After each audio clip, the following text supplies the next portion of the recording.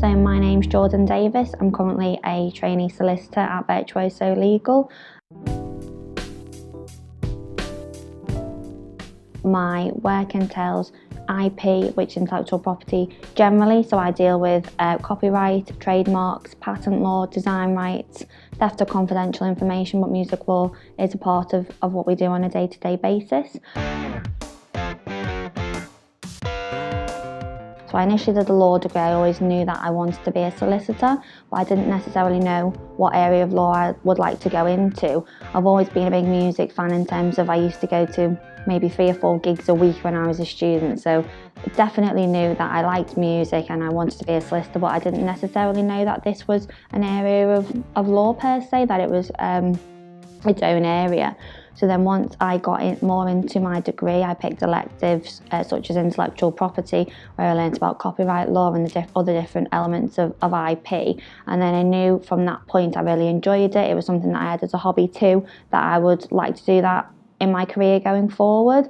So then after that, I tried to get some work experience in various firms. So I've worked in quite large firms, international firms, and their intellectual property teams doing some unpaid work experience. I've also done work experience in small niche firms that do music law and intellectual property.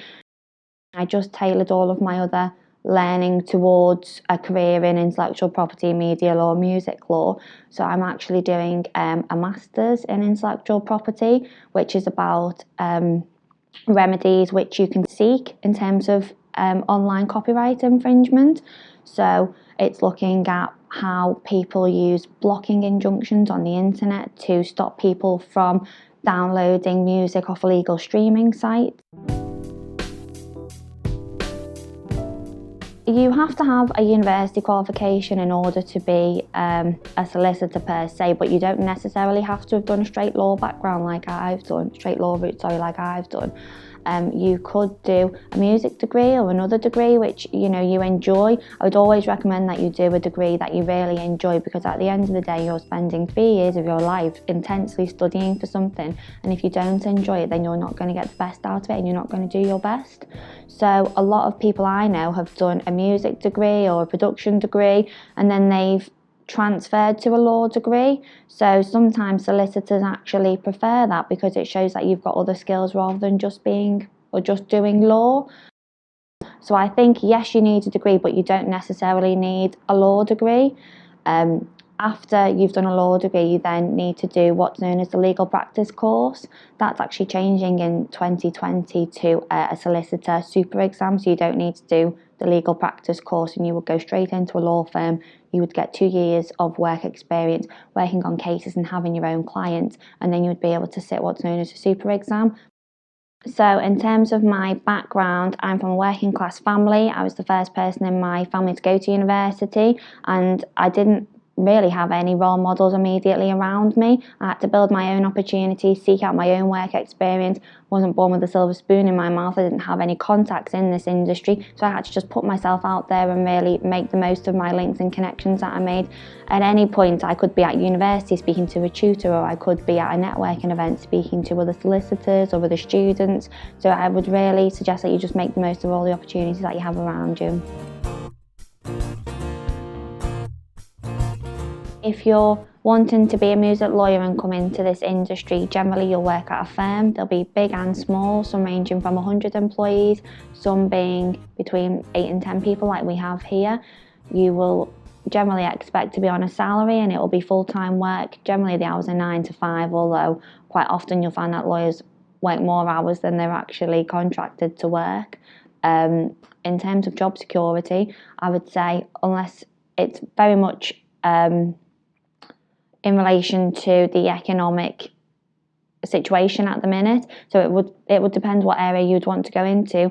Generally, music would come under intellectual property, which also covers things like technology. Technology is a massive thing at the minute, and I think if you were to come into this industry, if you started in intellectual property and then branched off to music or media, you would definitely be in quite a strong position going forward in terms of job security. In terms of training to be a solicitor, you would start off as a trainee solicitor. Training contracts are quite difficult to get hold of, but I ended up with 2. So they are there if people put themselves out there and are willing to work hard for them. Once you've qualified as a solicitor, there's different routes you can then go off onto. You can go and build up to be a partner, or once you get so recognised and you're so good at what you do in terms of a niche in the market, you could then do consultancy work. So you would set up your own business and you could consult various different firms sort of around the UK or wherever you're based in terms of location. You would invoice those people, and that would be very much more self-employed in terms of how you'd be paid and invoice them, etc. So I think there are quite a few success factors in order to have a stable career in the legal profession, but also focusing on music and media law. A few of them are personal factors in terms of you've got to be quite tenacious and keep going. If people knock you down or people say no, you're not quite ready or whatever, you need to keep going and persevere through that. And that's really tested me in terms of when you're applying for work experience or when you're applying for jobs and it's a job that you really want and you've tried really hard, you've done all the background reading, you've read up on firms and whatever, and they've said no for whatever reason, you haven't got the experience or there's someone who's more qualified than you. It is about picking yourself up, dusting yourself off and getting back to it, really. I'd say that's the biggest personal factor. In terms of going forward, another factor which I think is really important to be successful is being able to network and having connections. I think very much in the law industry and the music industry, it's not what you know necessarily, it's who you know. If you can't do something or you need someone else or a bit more expertise from another person, you generally know someone who can help. So where I work is based in an office. Generally, most solicitors will be based in an office in the city centre, quite close to connections in terms of train, bus, other forms of transport, just so that your clients can come and visit you at your offices if there's ever any meetings that need to take place. Also, being based in the city centre is good because you can get out to seminars if you need to go to see a barrister because you need some advice, you're going to court for whatever reason. It's good to be located quite close to those things. So generally, most solicitors' firms will be based in city centres. So at my firm and generally at most solicitors' firms, you'll work within a team. Sometimes they're quite big, sometimes they're quite small, and they'll be built up of different levels of what we call fee earner, but essentially that's just level of seniority and how experienced people are. So in my team, there's trainee solicitor, which is me, there's qualified solicitors, we have our vice principal, we have our principal, and we have our consultants who come and do consultancy work for us in terms of different areas which they have particular interests in and they're really good at. So we have a consultant who deals just with copyright law, for example, and we all work together. So we work in a buddy system. So there will be a senior fee earner or a solicitor on a matter, and they will be buddied with a more junior fee earner. So for example, it could be me and the principal, or a solicitor and the vice principal. In terms of our clients, who work for a whole host of people, predominantly individuals and companies.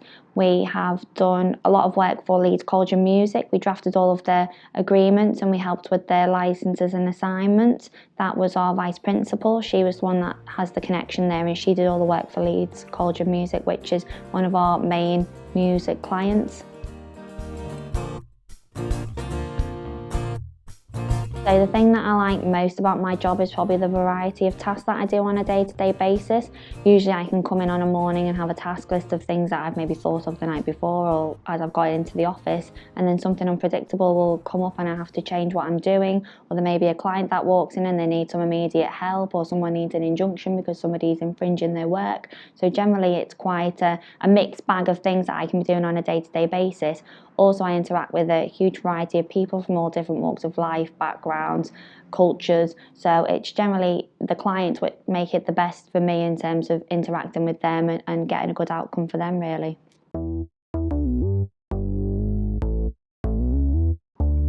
At the minute, I'd say the biggest challenges for me are that I'm currently training and trying to learn and grow and gain experience, and sometimes you don't necessarily always know all the answers, and you need to know when you can ask for help and who you need to turn to in order to get answers or for help with a piece of work that you're doing at the minute. So I think the biggest challenge for me is definitely trying to retain all the information that I've got at the minute, grow and expand, but maybe not put so much pressure on myself to always know everything. So work-life balance probably depends on what size of firm you work at. Here at this firm, we're relatively small and it's more of a family feel. So generally everybody will work 9 to 5, but if there is an urgent piece of work or you haven't been able to get around to doing something for whatever particular reason, there is an onus on you to make sure that it's finished by the deadline that the client's given you, or to ensure that you comply with a court deadline. So there is scope for working outside of your general 9 to 5 hours. That said, I think if you were to go to a much larger firm, that would be a more regular occurrence and you would generally find that you're doing much longer hours. Personal perk would be the feeling that you get after you've successfully concluded a matter, or you've been able to help a client with something that they've come to you with. Generally, a client will come to you in a time of need, or they're really stressed about something. You'll have done something to help them, generally to the best of your ability, and the client will be really happy with the work that you've done. And I like the feeling that you get once you see the client and they're happy with what you've done and you can resolve the matter and close the file off. Another perk in terms of being a solicitor and working in a team generally is that quite often if we've had a successful case or we've managed to gain a new client, we may go out as a team in terms of going for dinner, we might go to the theatre or to a concert at the arena. They're generally quite nice things to be involved in.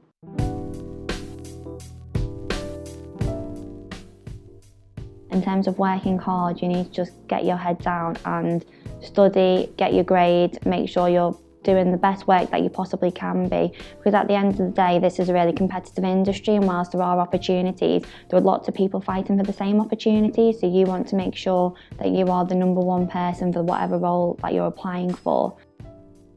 The second tip would be work experience. I was able and lucky enough to have lots of work experience in intellectual property with media law and music law, and a lot of firms do offer it nowadays, so I would do research, write to the firms which offer it and say you're really interested in this as a career, say why you'd like to go there, and generally they'd be willing to offer you a couple of days work experience. It's great for your CV, it shows that you're really keen and you definitely want to do this as a career, and it's also good for your own confidence and you get a taste of what the legal profession is like in practice as opposed to on paper.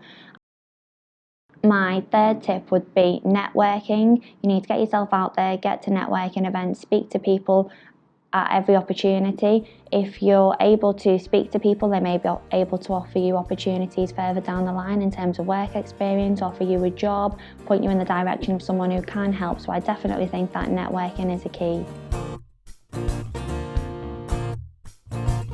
So the reason that I came to Leeds initially was because of the music scene, and that's what drew me here. My main interests in terms of genres are indie music and house music, and Leeds has a lot of venues which attract really big names.